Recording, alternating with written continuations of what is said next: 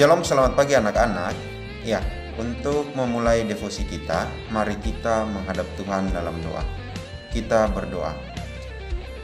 Allah Bapa kami yang bertata dalam kerajaan surga, Bapa yang selalu kami puji dan kami sembah di dalam anak-Mu Yesus Kristus, kami sungguh mengucap syukur Bapa untuk setiap kesempatan yang boleh Engkau berikan bagi kami, sehingga kami anak-anak-Mu boleh terus diberikan waktu untuk mendengarkan kebenaran firman-Mu ya Bapa. Dan pada pagi hari ini kami akan merenungkan kebenaran firman-Mu. Kami mohon kiranya Engkau mencurahkan Roh Kudus-Mu untuk memberkati kami, memampukan kami, sehingga kami boleh belajar merenungkan kebenaran firman-Mu, memaknai kebenaran firman-Mu, dan mampu mengaplikasikannya dalam kehidupan kami sehari-hari. Ampuni salah dan dosa kami. Hanya di dalam nama Tuhan Yesus kami berdoa dan mengucap syukur. Haleluya. Amin. Ya, anak-anak sekalian, jadi tema perenungan kita pada pagi hari ini adalah kebenaran yang memerdekakan. Mari kita sama-sama buka Alkitab kita di dalam Yohanes pasal 8 ayat 30 sampai 36. Bapak akan membacakan untuk kita semua. Silahkan kalian menyimak atau juga membuka Alkitab kalian dan membacanya juga. Ya, Yohanes pasal 8 ayat 30 sampai 36. Kebenaran yang memerdekakan. Setelah Yesus mengatakan semuanya itu, banyak orang yang percaya kepadanya. Maka katanya kepada orang-orang Yahudi yang percaya kepadanya, "Jikalau kamu tetap di dalam firman-Ku, kamu benar-benar adalah murid-Ku, dan kamu akan mengetahui kebenaran, dan kebenaran itu akan memerdekakan kamu." Jawab mereka, "Kami adalah keturunan Abraham dan tidak pernah menjadi hamba siapapun. Bagaimana engkau dapat berkata kamu akan merdeka?"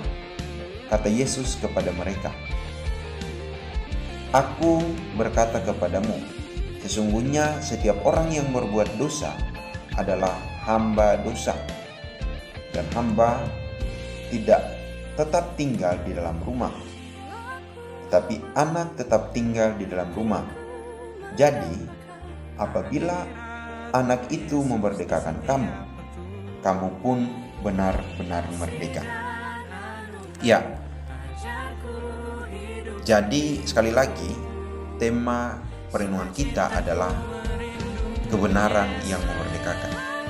Anak-anak sekalian, jadi seorang guru itu akan merasa sangat bangga jika muridnya berhasil atau sukses di kemudian hari. Itu pasti. Nah, Yesus pun sama ya.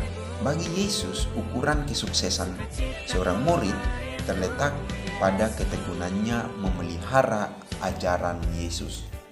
Nah, selain terletak pada ketekunan memelihara ajaran Yesus, juga harus adanya bukti nyata bahwa firman-Nya telah mengubah hidup. Itu tadi kita bisa lihat di ayatnya yang ke-30 dan ayat sampai dengan 32. Nah, menjadi murid Yesus berarti mengikut Dia. Yang pertama, tinggal di dalam firman-Nya. Yang kedua, dan mengalami kebenaran yang memerdekakan. Itu adalah pesan yang disampaikan di dalam perenungan yang tadi kita baca. Firman Yesus ya harusnya membuat kita menyadari dosa. Setelah menyadari dosa, kita harusnya memiliki ketekunan untuk hidup merdeka, serta tidak lagi menjadi budak dosa. Nah, inilah yang dimaksudkan dengan kebenaran yang memerdekakan, merdeka dari dosa. Nah, ternyata pengajaran itu sulit untuk diterima banyak orang yang mendengarkan Yesus. Mereka terkejut karena merasa tidak pernah menjadi budak dosa. Selama ini mereka memahami dirinya sebagai umat yang istimewa karena status mereka sebagai keturunan Abraham. Nyatanya, status sebagai umat Allah tidak serta-merta membuat mereka hidup di dalam kebenaran seperti yang Abraham lakukan. Dalam hidup Abraham, kita bisa menjumpai bahwa iman serta ketaatan kepada panggilan dan kehendak Allah. Maka bila mereka sungguh-sungguh anak Abraham, seharusnya mereka juga menyambut Yesus dan menaati Dia, bukan malah ingin membunuh Yesus. Sayangnya, teguran Yesus yang sebenarnya bertujuan untuk mengingatkan mereka, malah mereka tanggapi dengan mengklaim bahwa melawan Yesus. Mereka tanggapi dengan suatu tindakan yang melawan Yesus. Nah, anak-anak sekalian, hanya orang percaya kepada Yesus yang bisa menghasilkan kemerdekaan dari perbudakan akan dosa. Kenapa? Karena hanya orang percaya, sekali lagi, yang bisa hidup bersekutu dengan Tuhan. Dan ketika kita hidup bersekutu dengan Tuhan, maka dosa tidak mungkin bisa bersekutu dengan kita. Itu dimungkinkan karena Yesus telah mati bagi kita guna menjawab. Jadi kematian Yesus menjawab segala masalah yang ditimbulkan oleh dosa. Maka apa? Kita sebagai orang Kristen yang telah menerima anugerah keselamatan patut hidup di dalam kemerdekaan dalam dosa. Dan selanjutnya, kita bisa menjadi teladan bagi orang lain. Agar apa? Agar mereka pun melihat arti merdeka dari dosa.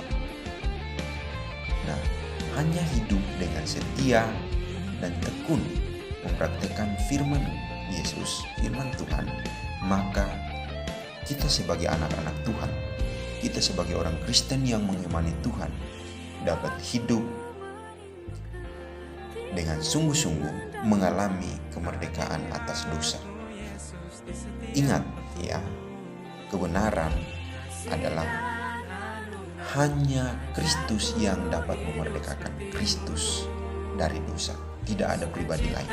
Itu yang harusnya menjadi iman kita, percaya kita, dasar kita untuk kita bisa berkata bahwa saya hidup merdeka dari dosa karena Kristus, bukan karena kekuatan kita, bukan karena perbuatan kita, bukan karena apapun yang kita miliki, tapi karena Kristus sebagai pribadi yang telah memerdekakan kita.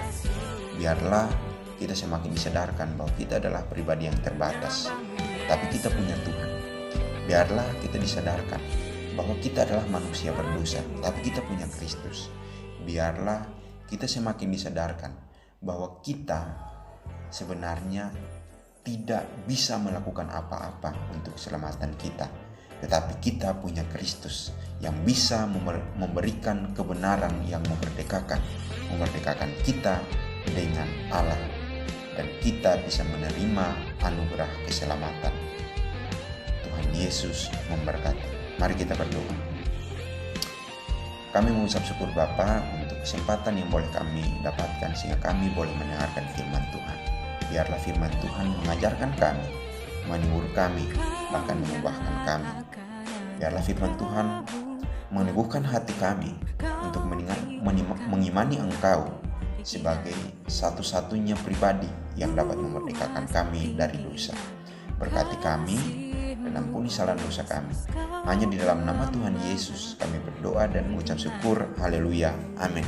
Setiap hari berjalan denganmu.